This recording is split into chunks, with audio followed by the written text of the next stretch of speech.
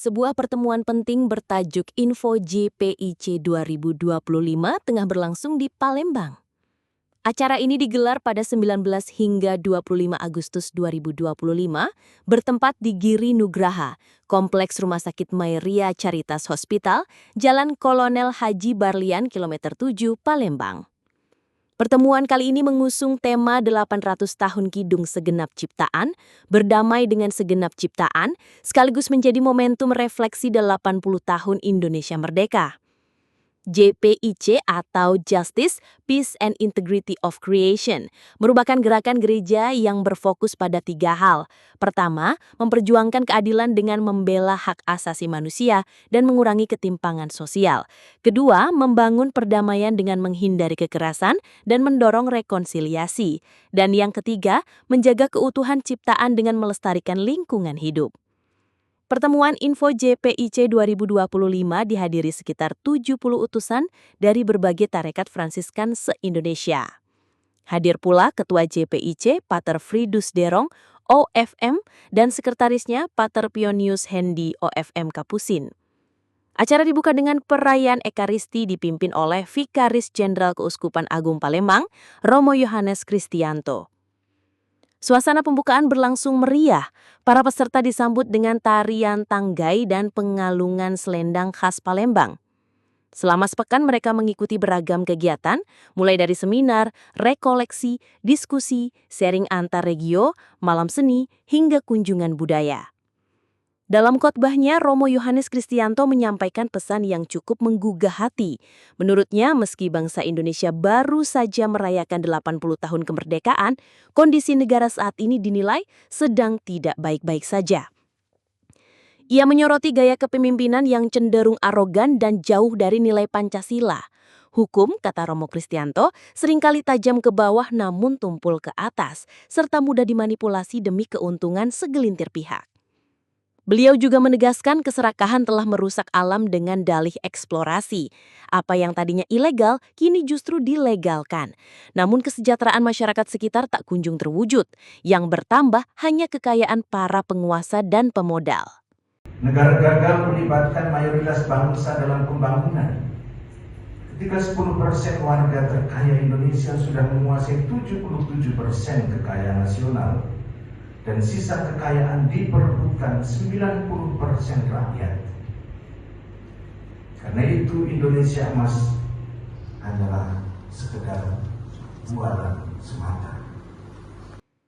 Selain kerusakan lingkungan, Romo Kristianto menyoroti kesenjangan sosial yang semakin melebar. Kasus perdagangan manusia disebut makin terstruktur, sementara penegakan hukum dianggap lemah dan seringkali melukai rakyat kecil. Kasus-kasus perdagangan orang semakin terstruktur dan sistematis, dan para oknum menjadi bagian di dalamnya. Belum lagi gaya hidup raja-raja kecil di desa, kecamatan, kabupaten, yang tidak kalah ganasnya menggunakan kekuasaan untuk mendapatkan keuntungan sebanyak-banyaknya, mumpung sedang berkuasa. 5 tahun bukan periode untuk pengabdian masyarakat, tapi justru peluang untuk mengabdi hawa nafsu, keserakahan, kerakusan, menguntungkan keluarga dan kroni-kroninya. Nilai-nilai Pancasila yang seharusnya menjadi pijakan untuk menjalankan kepemimpinan tidak lagi menjadi pedoman, tetapi menjadi tameng untuk menutupi kerakusan dan keserakahan. Ketuhanan yang Maha Esa dan keadilan sosial bagi seluruh rakyat Indonesia hanyalah slogan indah yang kehilangan makna di tengah realita yang sesungguhnya. Keyakinan akan Sang Pencipta tidak lagi berkorelasi dengan praktek hidup. Agama hanyalah formalitas ritual yang terkesan sakral namun tidak berbuah apa-apa. Siapa yang berpunya dan berkuasa akan merajalela, sementara rakyat jelata semakin sengsara. Menanggapi kondisi tersebut, para uskup dan pimpinan tarekat seregio Sumatera merumuskan 4 rekomendasi pastoral.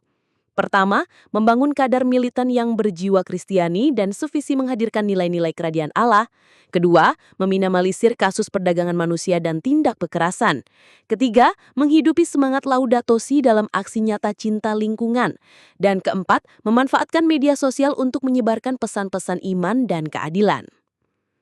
Pertemuan ini juga menjadi refleksi atas warisan Santo Fransiskus dari Asisi melalui Kidung Segenap Ciptaan yang kini berusia 800 tahun. Madah ini mengingatkan bahwa seluruh ciptaan adalah saudara, bukan sekadar objek eksploitasi. Karena itu, para peserta diajak melakukan pertobatan ekologis, yakni perubahan gaya hidup yang lebih peduli pada bumi. Pertobatan ini tidak boleh berhenti pada wacana, melainkan diwujudkan dalam aksi nyata mulai dari langkah kecil pribadi hingga gerakan bersama. Perayaan 800 tahun Kidung Segenap Ciptaan yang bertepatan dengan 80 tahun Indonesia Merdeka menjadi momentum penting bagi gereja dan masyarakat. Pertemuan Info JPIC 2025 menegaskan bahwa iman, keadilan sosial, dan kelestarian lingkungan harus berjalan seiring demi membangun bangsa yang lebih adil dan berdaya tahan. Dari Palembang, acara ini menegaskan kembali bahwa meski tantangan berat tengah dihadapi, selalu ada harapan bila seluruh elemen bangsa berani bertindak dan bergerak bersama. Demikian laporan mengenai pertemuan Info JPIC 2025 di Palembang.